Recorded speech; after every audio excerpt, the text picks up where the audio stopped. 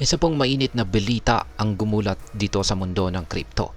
At ang dahil po dyan sa Hype airdrop mula po sa Decentralized Finance or DeFi protocol ng Hyperliquid.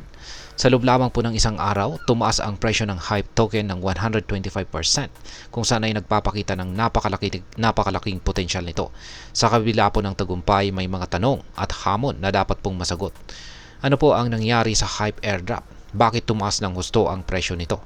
At iyan po ang siyang ating pag-uusapan sa video na ito. Pero bago po tayo magpatuloy, ay nais ko lamang po munang bigyang linaw ang aking disclaimer kung saan ang nilalaman po ng video na ito ay hindi po ito isang financial advice. For education and information purposes lamang po ang layunin nito. Ayan, ano nga ba ang Hype airdrop?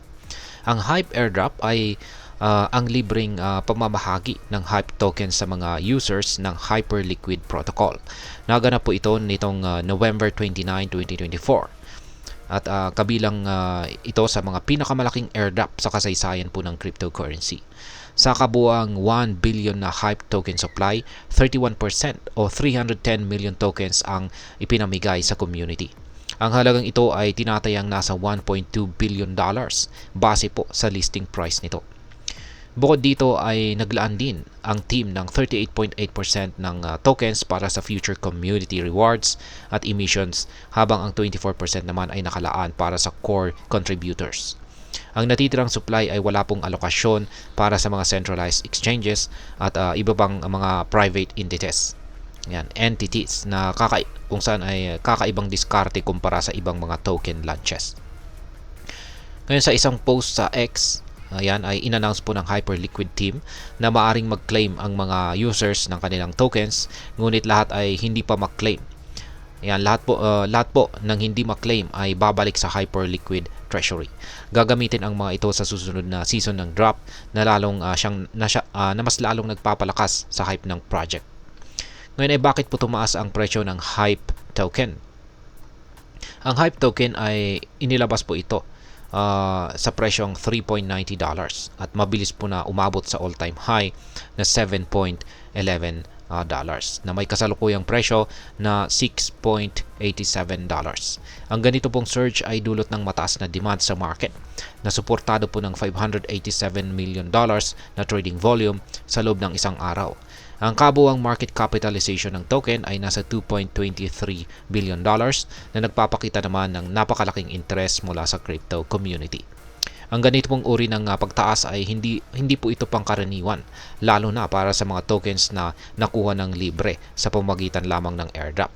Bagamat marami pong crypto tokens ang bumabagsak agad matapos ang kanilang launching dahil sa selling pressure, ang Hype token po ay nananatiling matatag. Ngayon ay ano po ang posibleng panganib dito? Bagamat matagumpay po ang Hype airdrop, hindi po natin maiiwasan ang panganib na dulot ng pagbebenta ng tokens ng mga tumanggap nito. Kaya kapag masyado pong maraming nagbenta ng kanilang tokens, maaring bumagsak ang presyo nito. Ito po yung nangyari sa ibang tokens tulad po ng X-Impar at saka Hamster Combat, kung saan ay nahirapang pong makabalik matapos ang initial drop. Gayunpaman sa kasalukuyan po ay nananatiling bullish naman ang market sentiment para sa Hype token na nagbibigay ng pag-asa sa mga investors na maaari pang tumaas ang presyo nito. Ngayon ay ano naman po ang maaring epekto nito para sa atin bilang mga Pinoy crypto enthusiasts? Para sa atin, ang Hype airdrop ay isang malaking oportunidad. Kung ikaw po ay nakatanggap ng libreng tokens, mayroon ka pong pagkakataong kumita ng malaki, lalo na't mataas ang kasalukuyang presyo ng Hype token. Ngunit mahalaga rin ang tamang diskarte. Dapat pong suriin kung mainam bang mag-hold ng tokens o magbenta agad para ma-maximize ang ating kita.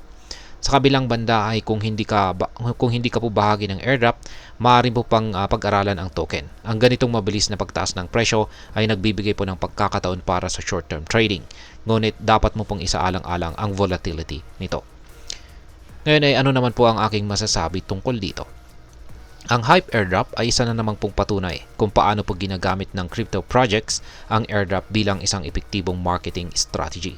Ito ay nagbibigay po ng halaga sa mga users habang pinapalakas ang community engagement. Para sa mga Pilipino, Mahalaga pong tandaan na ang ganitong uri ng investment ay may kaakibat po na risk. Dapat pong maglaan ng sapat na oras sa research at tamang diskarte upang maiwasan ang pagkalugi. Sa kabuuan, ang HYPE token ay nagpapakita po ng malaking potensyal. Ngunit tulad ng ibang cryptocurrencies, ito po'y nananatiling speculative. Para sa mga interesado, ang pagiging maalam at mapanuri ang siyang pinakamabisang paraan upang magtagumpay dito sa mundo ng crypto. At ayan, hanggang dito na lamang po tayo sa video na ito mga ka-crypto. Sana po ay inyong nagustuhan ang aking paliwanag sa video na ito. Kung inyo po itong nagustuhan, pakiclick lamang po ang like button nito. Marami pong salamat sa panonood, ingat po tayo lagi at God bless po sa ating lahat.